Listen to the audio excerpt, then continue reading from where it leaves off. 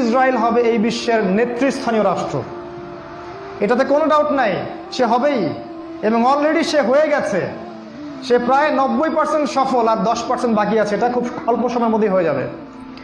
কারণ আমাদের দুর্বলতা আছে যে আমরা যে আপোষে কাদা ছোটাছুটিতে ব্যস্ত ছিলাম, আমরা হালুয়া রুটি খাচ্ছিলাম, এই সময়টুকুর মধ্যে ও প্রচণ্ড শক্তিশালী হয়ে গেছে। ওই ইসরায়েল থেকেই আজকে সারা বিশ্বের পলিটিক্স নিয়ন্ত্রণ করা হচ্ছে, ব্যাংকিং সিস্টেম নিয়ন্ত্রণ করা হচ্ছে, অর্থনীতি নিয়ন্ত্রণ করা হচ্ছে, মিডিয়া নিয়ন্ত্রণ করা হচ্ছে, পত্রপত্রিকাও নিয়ন্ত্রণ করা হচ্ছে, আদর্শ নিয়ন্ত্রণ করা হচ্ছে, সংস্কৃতি নিয়ন্ত্রণ করা হচ্ছে, এবং আপনার এই যে প্রযুক্তি, অস্ত্রশস্ত্র, এগুলো সেখান থেকে নিয়ন্ত্রণ করা হচ্ছে। আর এটাই সেই রাষ্ট্র যেখান থেকে দাজ্জাল মানুষের রূপে বের হবে। এটাই সেই রাষ্ট্র। ওই জেরুজালেম থেকেই দাজ্জাল বের হবে। এ শক্তিশালী হয়ে গেল আমাদের চোখের সামনেই, কিন্তু আমরা কিছু করতে পারলাম না। এই যখন শক্তিশালী হয়ে গেছে, তখন সামনে একটা মহাযুদ্ধ লঞ্চ করবে, যেখানে 80টা দেশ পৃথিবীর একত্রিত হয়ে যাবে এবং প্রত্যেকটা দেশের আন্ডারে থাকবে 12,000 করে সৈন্য। এবং এই যুদ্ধে প্রত্যেক 100 জন সৈনিকের মধ্যে 99টা সৈনিক মারা যাবে এই যুদ্ধে। এটা হবে পারমাণবিক যুদ্ধ, আপনার সামনেই করানো আছে। এরা যে স্বপ্ন দেখায় ভিশন 20, 30, 50, 100, এগুলো সব বোগাস। এতদিন পর্যন্ত এই ওয়ার্ল্ড আর সার্ভাইভ করবে বলে আমরা মনে করি না। আল্লাহু আ'লাম বিসওয়াব, আল্লাহ পাক ভালো জানেন। আমাদের রিসার্চ হচ্ছে এতদিন পর্যন্ত ওয়ার্ল্ড সার্ভাইভ নাও করতে পারে, না করার সম্ভাবনা 95%। এই মালহামার পরে ইমামুল মাহদী আসবেন শেষের দিকে, এবং তিনি মুসলিমদের হাল ধরবেন এবং প্রচুর সংখ্যক মুসলিম এই যুদ্ধে মারা যাবে। প্রচুর সংখ্যক, প্রচুর, তাদের সংখ্যা অগণিত।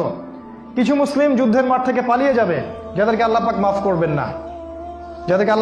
করবেন না, আর অল্প কিছু মুসলিম বাকি থাকবেন, যাদের হাতে আল্লাহ রাব্বুল আলামিন এই যুদ্ধের শেষের দিকে গিয়ে বিজয় দান করবেন ইনশাআল্লাহ। এবং আমাদের খোরাসান থেকেও একটা বাহিনী যাবে, যারা জেরুজালেম পর্যন্ত পৌঁছে যাবে, ইমামুল মাহদীর সাথে যোগ দিবে। পৃথিবীর কোনো শক্তি, নবীজি বলেছেন, পৃথিবীর কোনো শক্তি তাদের পথে বাধা হয়ে দাঁড়াতে পারবে না। তিনি বলেছেন, তোমরা যদি হামাগুড়ি দিয়ে হয় বা বরফের উপর স্ক্রল করেও হয়, তোমরা যদি ওদেরকে পেয়ে যাও তাহলে তাদের সাথে যুক্ত হয়েও। এটা নসিহত নবী সাল্লাল্লাহু আলাইহি ওয়াসাল্লামের। এটা আসবে সামনের এই সময়টা। এই মালহামার পরে যখন মুসলিমরা আবারও বিজয়ের আসনে আসবে, তখন মুসলিমরা জয় করবে কনস্ট্যান্টিনোপল বা তুরস্কের ইস্তাম্বুল। এটা এখন নেটোর হাতে চলে গেছে, এটা আবারও মুসলিমদের হাতে চলে আসবে। তারপর ঘোষণা করা হবে যে মাসিহুদ দাজ্জাল মানুষের রূপে বের হয়েছে। কোথায়? ওই জেরুজালেমে। তখন মুসলিমরা সেখানে ছুটবে। দাজ্জালের বাহিনীর সাথে মুসলিমদের ব্যাপক ফাইট হবে, কিন্তু মুসলিমরা তাদের সাথে পেরে উঠবে না। কেন পেরে উঠবে না? কারণ আল্লাহ পাক দাজ্জালকে এজন্য এভাবেই সৃষ্টি করেছেন। সে একটা পরীক্ষা, একটা ফিতনা। তার হাতে আল্লাহ পাক প্রচুর ক্ষমতা দিবেন। সে বৃষ্টি বর্ষণ করতে পারবে, সে প্রযুক্তি নিয়ন্ত্রণ করবে, সে আকাশ নিয়ন্ত্রণ করবে, সে প্রত্যেকটা শহরে প্রবেশ করবে, প্রতিটা শহরে। সে খুব দ্রুত ফ্লাই করতে পারবে। তার হাতে খাবারের মজুদ থাকবে, মানুষকে দুর্ভিক্ষের মধ্যে সে ফেলে দিবে। যারা তার আনুগত্য করবে সে তাদেরকে খাবার দিবে, মানে ইকোনমিক প্রোগ্রেস দিবে। যারা ওকে অনুসরণ করবে সে তাদেরকে সোনা রূপা দিয়ে দিবে।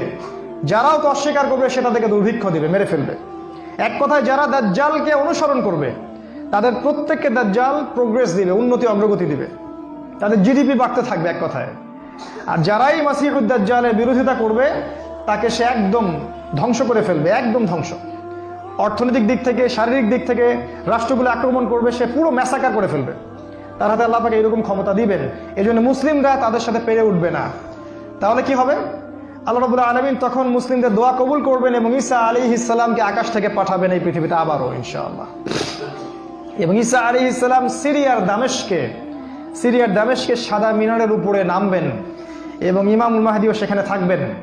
সেখানে ফজরের নামাজ পড়া হবে, ইমামুল মাহদী ইমামতি করবেন, আর এই ঈসা আলাইহিস সালাম পিছনে মুক্তাদি হয়ে থাকবেন। এটা আমাদের জন্য গর্বের বিষয়। এরপরে ঈসা আলাইহিস সালাম বলবেন যে অবরোধ তুলে দেওয়া হবে, মসজিদের দরজা খুলে দেওয়া হবে এবং ঈসা আলাইহিস সালামকে দেখা মাত্রই মাসিহুদ দাজ্জাল পালাতে শুরু করবে এবং দাজ্জালের বাহিনী অর্থাৎ ইহুদি খ্রিস্টান সভ্যতার সাথে মুসলিমদের যুদ্ধ হবে। নবী সাল্লাল্লাহু আলাইহি ওয়াসাল্লাম বলেছেন, হাদিসে শোনেন, নবীজি বলেছেন, লা তুকাতিলুনাল ইয়াহুদ, শেষ জামানায় তোমরা অবশ্যই ইহুদিদের সাথে যুদ্ধ করবে, অবশ্যই করবে। এমনকি কোনো ইহুদি যদি পাথরের পিছনে লুকায় তখন সেই পাথর কথা বলবে, ইয়া মুসলিম ইন্না ওয়ারা আল ইয়াহুদ তাআলাউ ফাকতুলহু, হে মুসলিম আমার পিছনে একজন ইহুদি আছে, আসো তাকে হত্যা করে যাও। এটা পাথর পর্যন্ত কথা বলবে।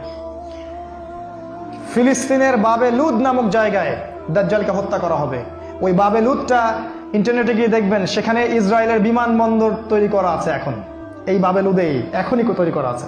আমি একটু আগে বললাম যে দাজ্জাল আকাশ নিয়ন্ত্রণ করবে, ওই বাবে লুদের এয়ারপোর্ট থেকেই সে আকাশ নিয়ন্ত্রণ করবে। আমার মত এটা আমার মত, আমার বুঝ এটা।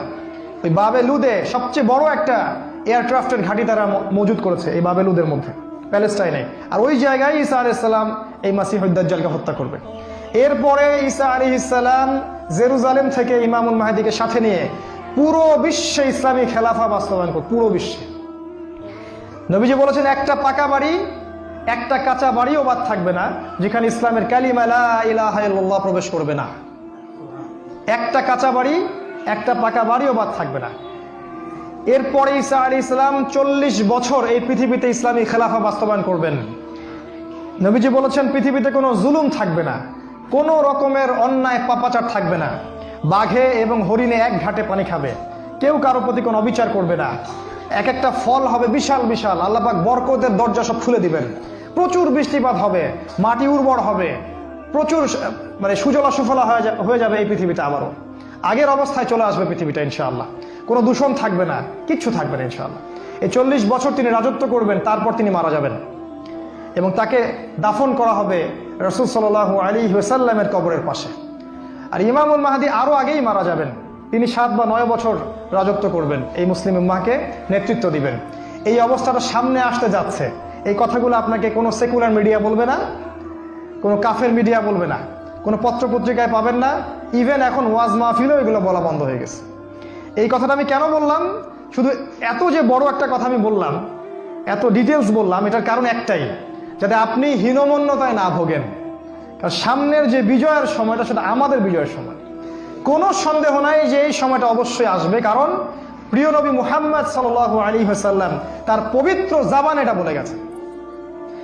আমাদের নবী সাল্লাল্লাহু আলাইহি ওয়াসাল্লাম তার অলৌকিক পবিত্র জাবান এটা বলে গেছেন, কোনো শক্তি নাই পৃথিবীর এই কথাকে উল্টে দিতে পারে ইনশাআল্লাহ তাআলা।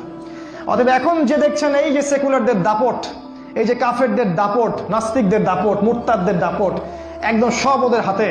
অর্থনীতি, রাজনীতি, এভরি সিঙ্গেল সেক্টর ওরা কন্ট্রোল করছে। এর কিচ্ছু অবশিষ্ট থাকবে না ইনশাআল্লাহ তাআলা। ওরা যতই চেষ্টা করে নিক না কেন, তারা ইসলামের এই অপ্রতিরোধ্য গতিটা ঠেকাতে পারবে না ইনশাআল্লাহু আযজা ওয়া জাল্লা।